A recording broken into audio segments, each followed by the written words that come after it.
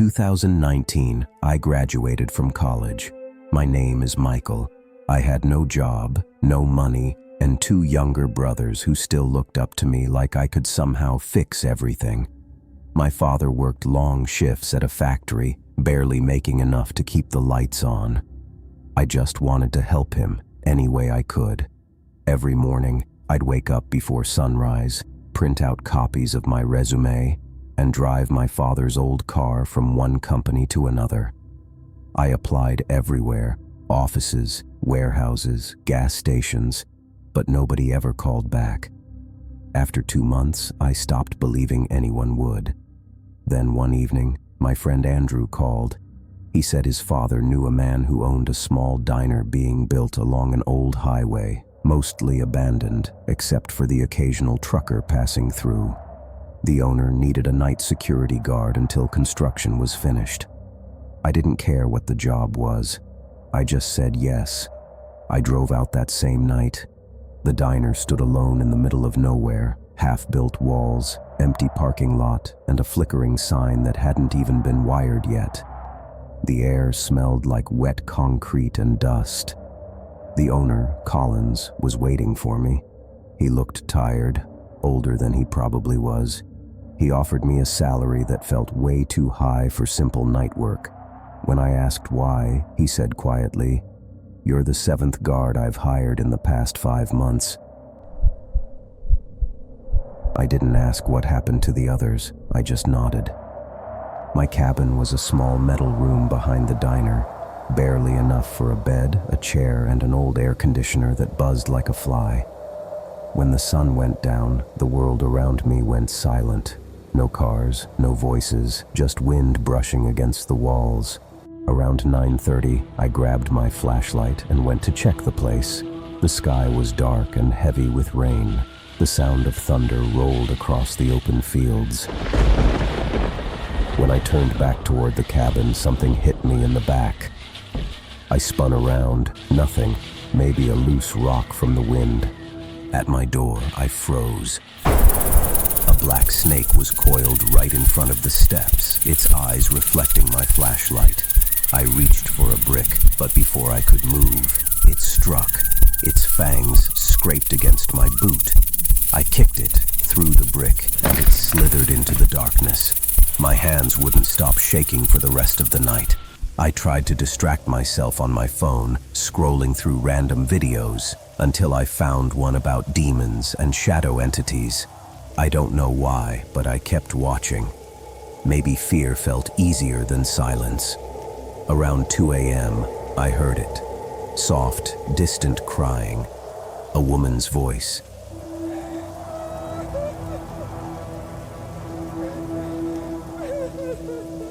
I peeked through the window and saw someone sitting under a tall oak tree across the road. Her hair was long, too long, and she was sobbing uncontrollably. I hesitated, then grabbed my flashlight and went out to help. By the time I reached the tree, she was gone. Not a sound, not a footprint. Just rain soaking through my jacket. Then I heard footsteps behind me. Running fast. I turned. Nothing. The sound grew louder, circling me, closing in from every direction. I ran. The footsteps followed, pounding the asphalt, louder, faster. I slammed the cabin door shut and pressed my back against it. Something started pounding from the other side, over and over. 5 minutes straight. Then, silence.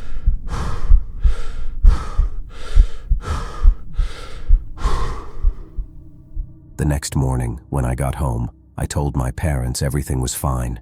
I didn't want them to worry. I took a quick shower and went straight to bed.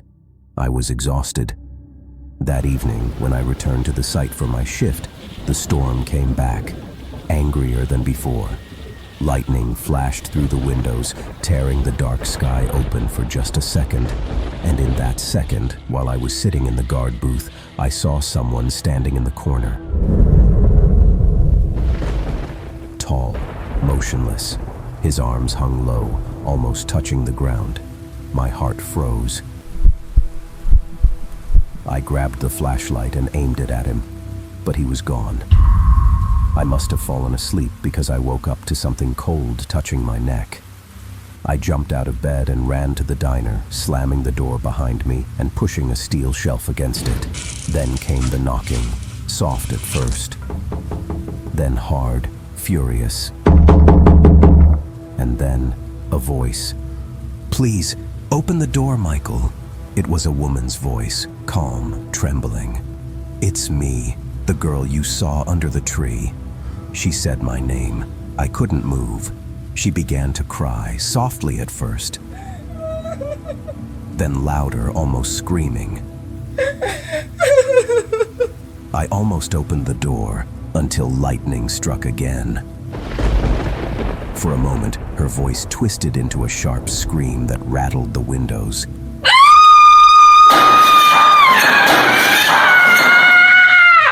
Then, silence. I stayed there until morning.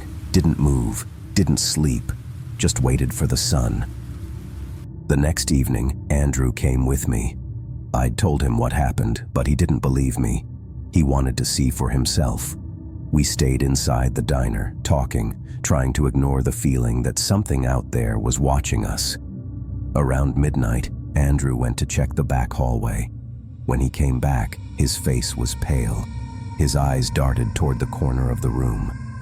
"Michael," he whispered, "there's someone standing over there." I turned my flashlight. Nothing. But Andrew was shaking. I swear to God she was right there. Long hair, just staring at me. Before I could reply, the lights flickered. Then we heard it. Footsteps above us, on the diner roof. Slow, heavy. We froze. Then the banging started again. Walls, doors, everywhere. The floor vibrated beneath our feet. Glass shattered in the kitchen. Andrew grabbed his phone and started reading from a Bible app. The lights pulsed brighter and brighter until everything went black. When we stepped outside, every window was broken. Tables overturned, chairs smashed. The diner looked like it had been hit by a tornado.